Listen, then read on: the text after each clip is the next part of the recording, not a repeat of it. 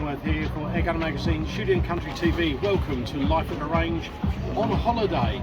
Well, here we are at the absolutely beautiful Meccana's Hotel Resort and Spa here in sunny Turkey, and guess what we've found? They've got an air rifle competition. So let's go and have a go. I don't know what it's going to be. I'm guessing it's going to be shooting like Gamo Springers as opposed to high-end FX PCPs. But let's go and have a giggle. I've got my son Jacob on the camera, and hopefully we're all going to have a good time and shoot a few targets. So no matter where you go in the world, there's always some wonderful people with an air rifle. Welcome to Life at the Range.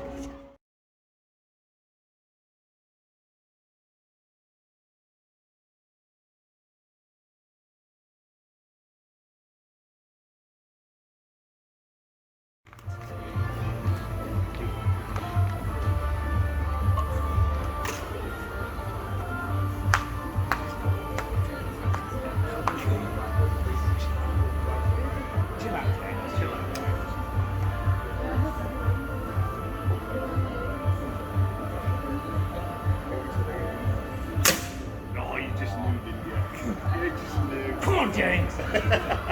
Lovely shot.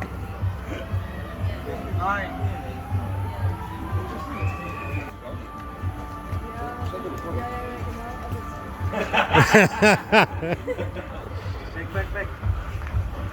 Yes. 3, 2, 1.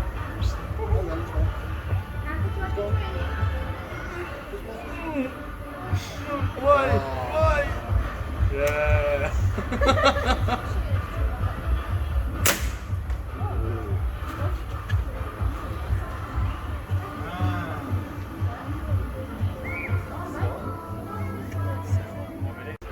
If you don't get it this time, we're going anyway.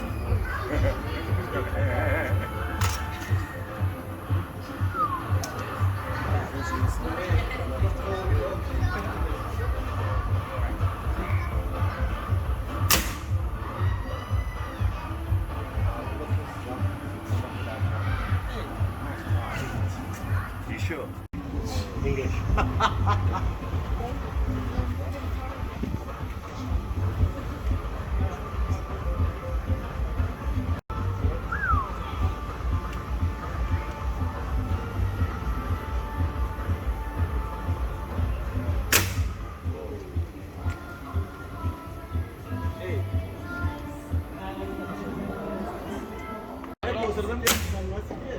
Shot.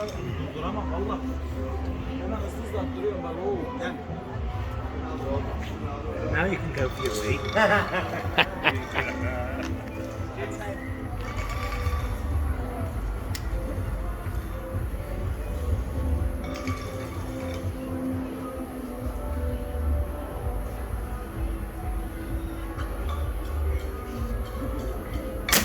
Shots. Change your own line, James. Ready? 3.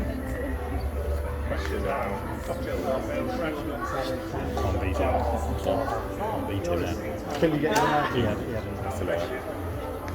Off.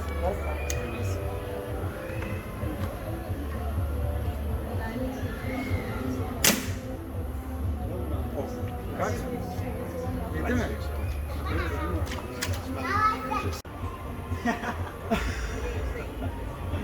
No, wait. Yes. Şey yok mu? Var. Ortaya koyuz. Bunları bitirmeden bana, tamam mı? Evet, şey yap. Sizin de tamam dedim, çarptım. Sizin de söylemiştim.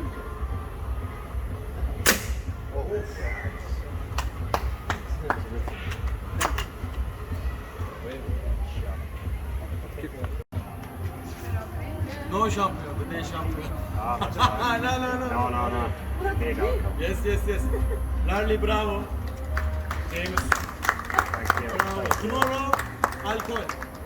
No worries. Shut up. Thank you.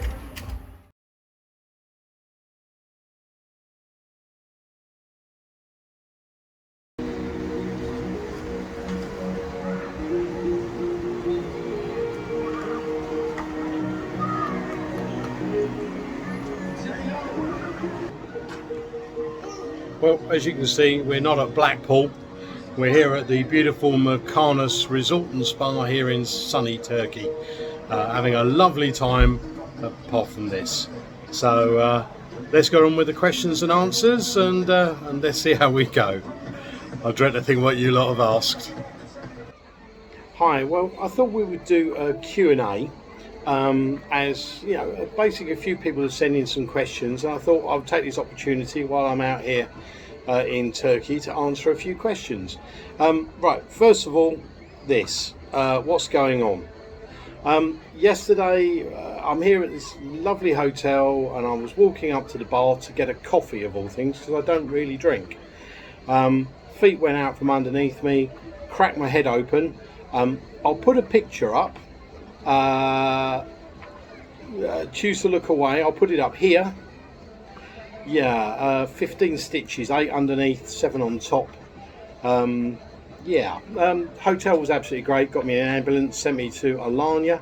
Had a CT scan, no bleeding on the brain, apparently because I don't have a brain. That's why I shoot a Springer. But yeah, all is good. So basically this thing's holding the head together at the moment. It's just a nasty cut. So yeah, that's all good. That's good. Right, well, on to the questions, and let's see what we've got.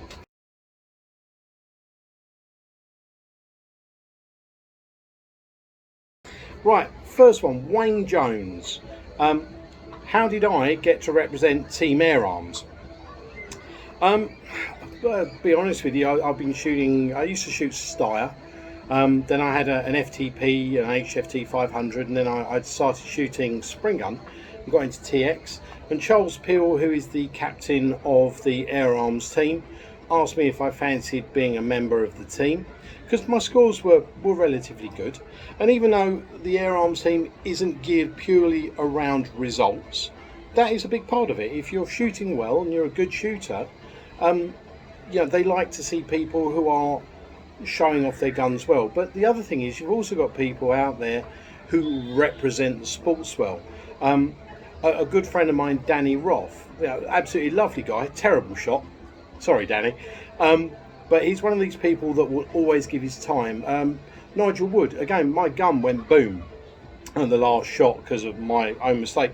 He should have been setting up for session 2, yet he got my gun in pieces whilst he should have been setting up to help me fix my gun. So Air Arms are looking, for the people who are going to promote the sport, promote the brand, basically be good people. But it doesn't help if you chuck in the odd 58 or 59. So that's how I got asked. Also, I do work for Airgunning magazine, so Claire's a lovely woman. She's the MD of Air Arms. If you ever get a chance to meet her, go and say hello. One of the nicest people in the sport. But I'll be honest with you, most people in the sport are absolutely lovely. But that's how I ended up shooting for Air Arms, mainly because I've got certain photographs of Charles Peel, and I convinced him to let me be a member. Otherwise, I would release them to the wider community.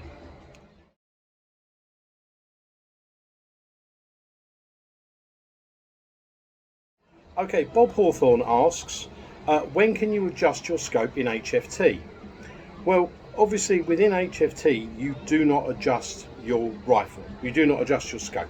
Once you've taken your first shot, the scope has to stay the same, but there are times that you can adjust, and one of these are that if you're getting up from a prone position or a kneeling position and you've banged your scope against the tree and you've knocked the parallax adjustment or the ocular lens, not to re-zero, but you've turned the wheel and you say you should be parallaxed at 25 and it's now an 8. You call over a marshal, you show them your card where you should write your parallax number on there, say, oh look, I should be parallaxed at 25, I've just hit my scope wheel against this tree, it's moved to 8, can I adjust it back? And they will give you permission to adjust it back. So that is the only time you're allowed to adjust your scope, is if you've physically done something to it, and then you must always get permission of a marshal to do it before you do it. The next question from Bob is how to discharge your rifle. So let's say you're at the peg, and you've decided you want to take it kneeling instead, but you don't want to get up and wave a loaded rifle about? It's an excellent question. In the safety brief it states you've got to fire the rifle at least 8 yards down range, and that's because if you fire 8 yards and it ricochets against a stone or something to come back, we've sort of worked out that for it to go 8 yards, hit something and come back, it's no longer going to cause a problem. You can go more than 8 yards, but essentially look at where you are firing your rifle into and try not to fire it into rocks or stones or something like that. Again, you must stay firing off. Don't just go, I want to move, bang, because that will class as your shot has been taken. If air discharges from your gun, your shot has been taken. Doesn't matter if you've loaded it with a pellet or not a pellet. If air comes out your gun, unless you've said I'm firing off, shot taken. So at least 8 yards down range. Tell the people around you what you are doing. Also, he asked about legal FPS for pellets. Why are they not weighed in competition? Well, they are weighed in competition, but not in all competitions. Weighing pellets can be a laborious task. We've got 150, 200 people to get through the chrono, and weighing each pellet can cause problems. So we bring out the scales every now and then. I think we're going to be doing it at the Worlds, but it's something that's done occasionally. There are charts available. I'm going to try and get a copy of the charts and put them up on the Facebook page. But most people shoot 844s. They're 800 feet per second maximum. But I will try and get a scan of the weight conversion charts, bang them up on the Facebook page. But you're going to have to give me a bit of time for that because I'm currently not in the UK.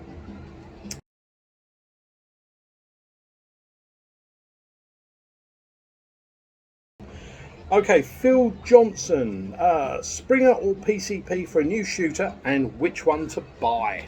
Oh, well, that's an easy question, isn't it?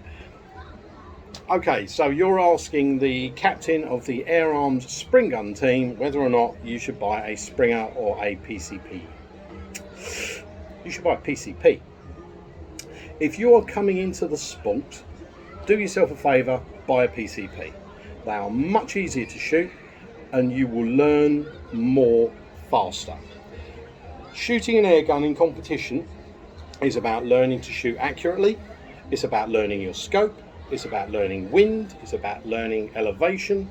It's about learning so many different things. If you've then got to learn how to shoot a spring gun, so you've got to learn about hold, trigger technique, recoil, dampening and all of that, you're just chucking so much more into the mix. So what my view has always been is buy yourself a good PCP, learn to shoot that well, so learn your scope and learn everything else you need to do, and then once you know how to shoot, then take the plunge and get yourself a Springer. You can never have too many guns. It'll just make your life easier. I started off with a PCP and I think it did me the world of good. And it asked which gun to buy. Again, really difficult question. I started with an S400. Now, I started with an S400 carbine, the short length. It only weighs fractionally more than an S200, and I think it's a better gun.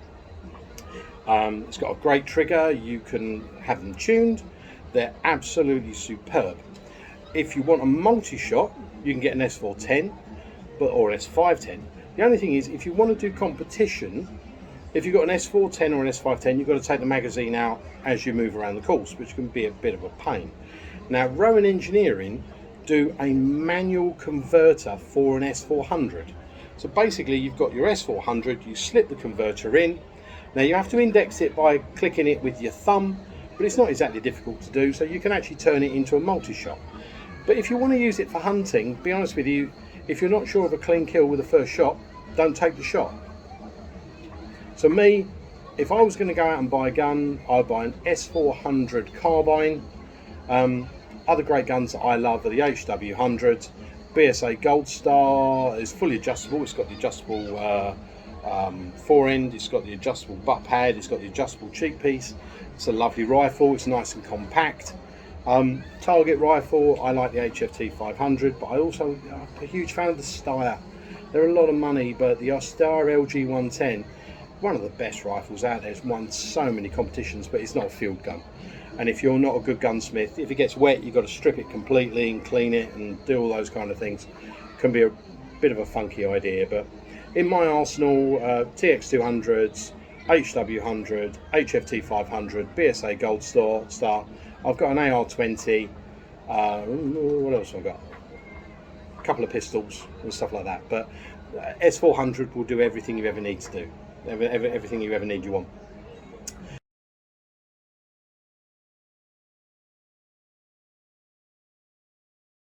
Okay. Tony Smith.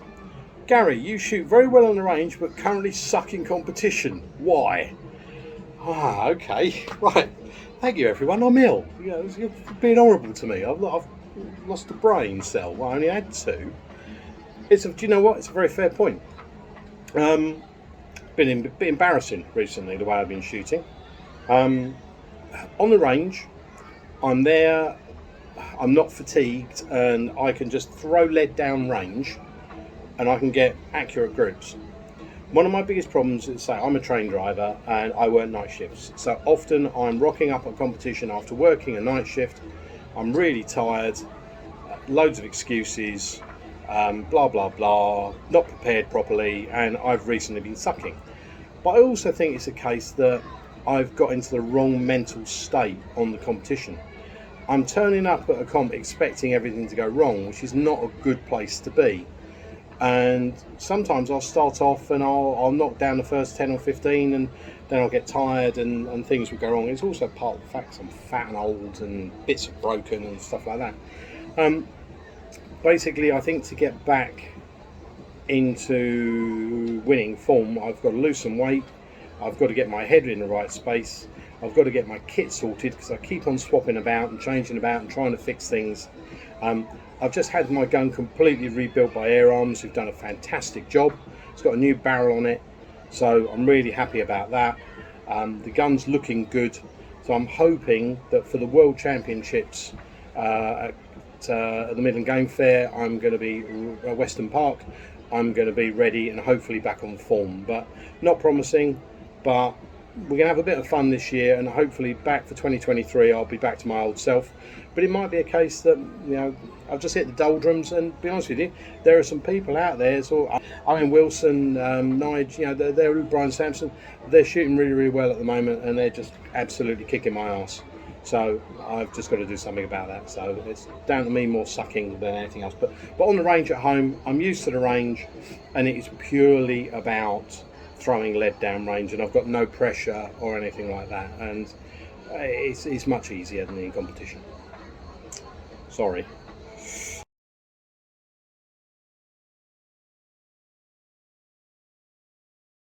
Okay. Oh, Jamie, age 7. How do I improve? Right. Well, obviously, Jamie, when you're shooting, you'll be shooting with a parent or a guardian, someone over the age of 18. And I'm hoping you're doing everything correctly and you're being safe and everything like that, and absolutely brilliant. Thank you for the email, and I really hope you're enjoying the sport. The best way you can improve is shoot paper and literally try and get your groups as tight as they can.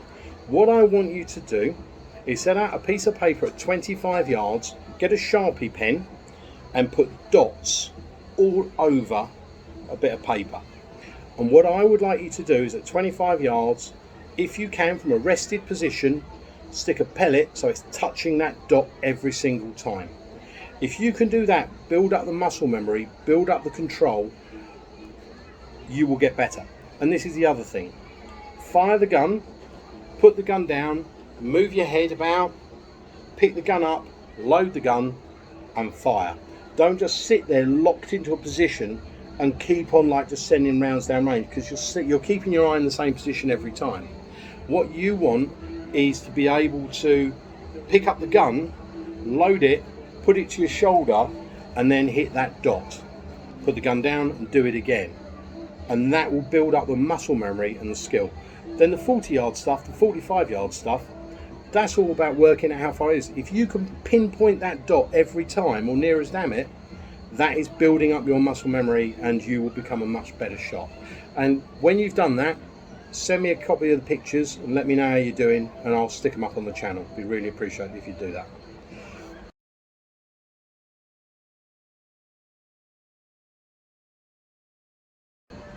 Okay, John Adams, does heat affect a rifle, and if so, why? Yes, heat affects springers and PCPs differently.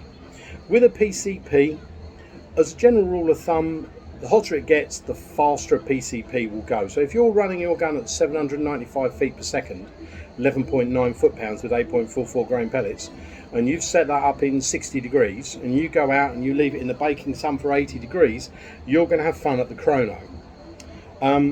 Spring guns, as a general rule of thumb, if they get hot, the piston seal swells and they slow down. But if you've over-lubed your spring gun, something that I might know a little bit about, some of that lube can get in front of the piston seal and be in the compression tube, and it can detonate, and that can cause dieseling, which can also mean your gun will go over power on the chrono. So you basically know your gun. What I would strongly recommend everybody does is buy a chrono. You can buy the 25 quid ones off eBay that read in meter per seconds. I like the LMBR R2A from JS Rams Bottoms. They're about 150 quid and they've got a big aperture. I'll see if I can put a picture up. And the great thing about the LMBR is you can put that down range. So when you're buying new pellets, you can test it. So it might be 600 feet per second at the muzzle, and 800 feet per second at the muzzle, and 590 feet per second 40 yards down range.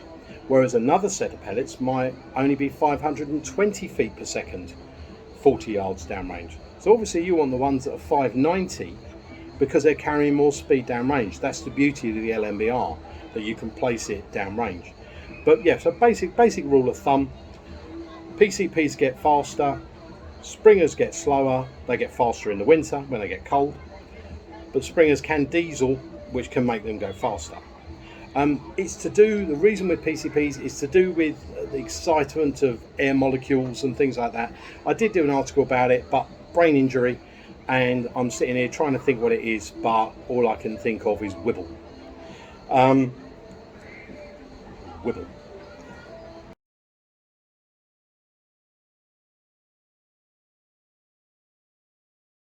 Okay, should I buy a pump, tank or compressor, and what are the advantages of each? Great question. I'm going to answer that by asking a question. Do you live near to a dive shop? If you live relatively close to a dive shop, buy yourself a 10 litre 300 bar tank. You'll go there, you'll pay a tenner, and you'll get 100% clean, breathable air that will never ever put moisture into your gun. A 10 litre 300 bar tank will need to be, you'll fire 5,000 shots with that, 8,000 shots with that, no problem, before you need to have it topped up, and it costs a tenner. It's an absolute no-brainer. If, however, you live somewhere and you are miles upon miles away from a dive shop and you don't have access to a car, get a compressor. I did a video, I'll put it in the link below, on one of the cheap ones off eBay for 170 quid, which you run off of a water pump, and I've been filling up 3 litres, 7 litres, 12 litres with that. I've bought an aftermarket filtration system. Altogether it was just over £200, and I use that to top up a 300 bar 3 litre bottle, so that when we go away to competition I can just take the 3 litre bottle and don't have to lug a huge great big bottle around with me, and we keep that topped up. Pumps, again, the issue with pumps is most of them don't have a filtration system, so that if you're in an area that's got a lot of moisture in the air and you're pumping it and you're compressing it, you could be passing water into the air chamber of your rifle. So whatever you do, it's got to have a proper moisture capture system, and not just the little bits of foam which some people say they are. Mine goes through activated charcoal and other bits and pieces.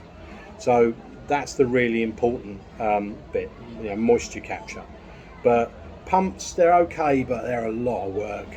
You know, you get very, very tired pumping. So I'd say compressors are great. A friend of mine's got the VVOR one, which runs on the 12 volt of your car, and you literally just plug that into your gun, but they're not really designed for filling up bottles.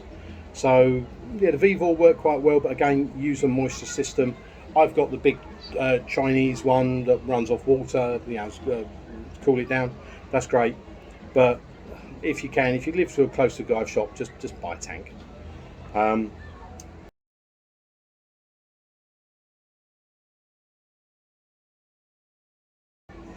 Okay. Oh, Thomas Jones. How should I train my children? One is 6 and one is 8. Carefully. The most important thing is let them know these are lethal weapons. You know, they are dangerous. 6-year-old. There are plenty of people out there who get their kids at 6 years old to shoot, but there are 6-year-olds and there are 6-year-olds.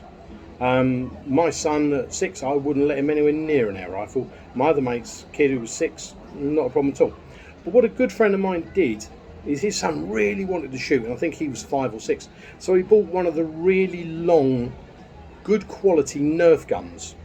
And what he did is he set up like tin cans, which you can knock over with a Nerf gun, and he taught his 5 and 6-year-old to shoot properly with a Nerf gun, trigger control, holding the rifle, knocking over the tin cans. So the 5-year-old was having plenty of safe fun, and sort of went on from there. I know other people who have used airsoft guns for their kids to shoot with, although they're not particularly accurate. But you will know your kid. If you can hand a rifle to your child and they can go muzzle down and they'll not point at anyone, and if there's a loud noise, they won't spin around and point it at you. If you know your child and you know they are safe, crack on. But it's down to you. Unfortunately, there is no hard and fast rule. But again, like I said earlier on to the young lads, Jamie, get them to shoot paper.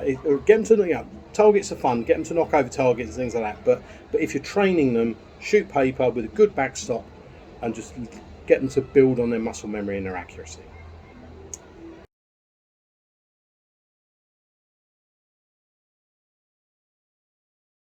.22, or 177. Depends what you want to use it for. If you're going to shoot in competition, I would say 177. If you're going to shoot at home and plink and shoot paper, 177. Quite simply, 500 pellets in a tin are cheaper than .22, use a lot less lead, and the cost of lead these days is horrendous. I've been doing some testing recently on .22s.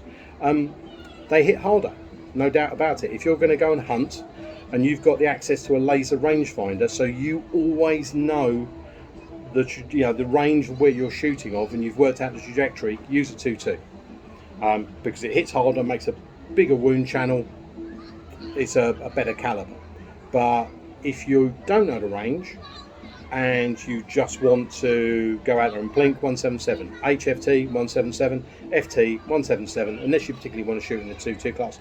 .20 is a bit of an odd duck. I've been told for hunting it's fairly very good, but if you're shooting in competition, you're going to be shooting against the 177 boys. So you've got a disadvantage, because obviously a 177 flies relatively flat, whereas a .22 flies in a loop, and a .20 is somewhere in the middle. So 177, I would say, if for competition, .22 if you want to hunt and you've got a laser rangefinder.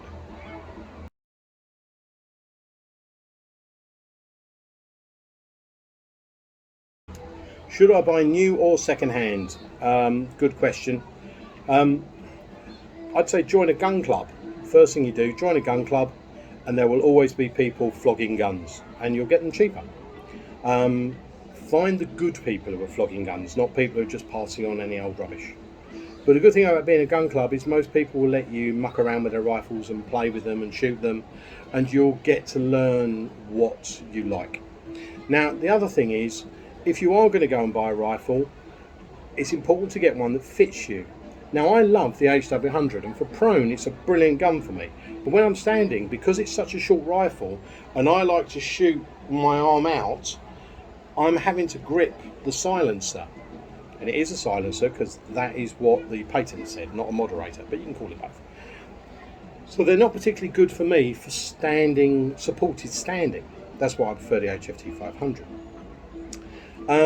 If you're going to go to a gun shop, try it in all different ways. Try it standing, try it laying down, try it with the butt rested on the ground, looking through a scope. Get them to put a scope on it for you, because you can't really tell just by standing there looking like that. You need to try it all different ways, you know, sort of, say laying on the floor, standing up. If you've got something to lean against, try it like that. Same with scopes. Look through them and set them on 10 mag and look through and look at short, look at long. And, you know, then if you actually want to buy the scope that they've shown you, buy that one. Don't let them give you a different one in the box, because there's chances are the one on display is the best one they've got. So new or second hand, if you go to somewhere like the Airgun Centre, you get a lifetime warranty. So if it ever goes wrong, they'll fix it for you. You pay a little bit more money, but it will last forever. There are great companies like Solware and other places like that, and Scopes Optics Warehouse are great. But a good gun shop, but go to a good gun shop. But what I would say is join a gun club first, decide what you want, so that when you go into the shop, you buy the gun you want, not the one they want to sell you. Same goes with scopes. Go in there knowing what you want and get what you want. And that's, you know, the great thing about, you know, going to a shoot or going out gun club.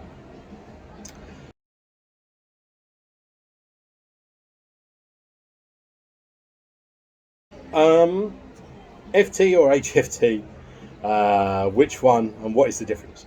Right, I'm going to get in trouble now. Right, I'm an HFT shooter. I'm not an FT shooter because I can't sit because I haven't got the hips. HFT, you can join it much cheaper. You can buy yourself an S400. You can stick a Optisan CP 10x32 scope on the top, and you can compete at the highest level. In FT, you've got C class, B class, A class, AA grade. Also C grade, B grade, A grade, AA grade. So you will start off in A grade, and then after 3 or 4 shoots, they will decide where you want to go, where they want to put you. The main difference is HFT is about your ability to range find. You walk up to the peg, you look at that target, you think, oh, I think that's 30 yards. You then get your rifle and you work out and you go, okay, right, 30 yards, bang, shoot, hopefully it falls over. FT is nothing to do with range finding, not really. You sit on a big comfy cushion, great if you've got piles. You look through your scope and you've got this big side wheel. And you wind it all the way out, say 50 yards, and then you wind it back, wind it back, wind it back, wind it back. And because these scopes got like 60mm objective lens and they're like 50 times magnification, you've got a depth of field, so the target will only be clear for about 2 yards. Other times it's all blurry. So you're winding out, winding it back, winding it back, winding it back. It's now come really, really sharp into focus. You then read on the side wheel, okay, that's 28 yards. You adjust the turrets at the top, 28 yards, stick the crosshairs in the middle and bang, allowing for wind. Guns are heavier, more standing shots, more kneeling shots, but you've got the big butt hooks that go under your arms, you've got slings, you've got jackets that make you look like the Gimp from Pulp Fiction, and you've got FT is the Formula One of shooting. You know, the kit they've got is amazing. They've got inclinometers and they've got temperature gauges and big comfy cushions and butlers bringing you tea and coffee, and oh, you know, it's amazing. We roll about in the mud and take the mickey out of each other and, you know, stuff like that. And for me, I personally think, I know a lot of people have gone from HFT to FT, and I know a lot of people have come from FT to HFT. I personally think HFT is a very, very friendly sport. I haven't spent a huge amount of time with FT, but we are going to be doing an FT video at some point in the future. You pays your money, you takes your choice, but I personally think HFT is absolutely superb because that's the sport I love, and I'm biased, so HFT for me.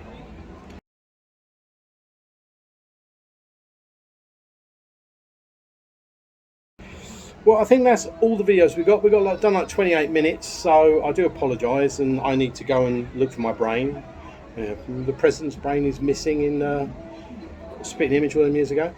Right, so thank you so much for joining us today. I hope you enjoyed the HFT competition, and we will see you again very, very soon.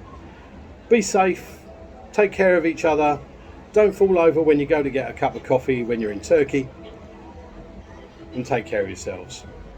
Ta-da!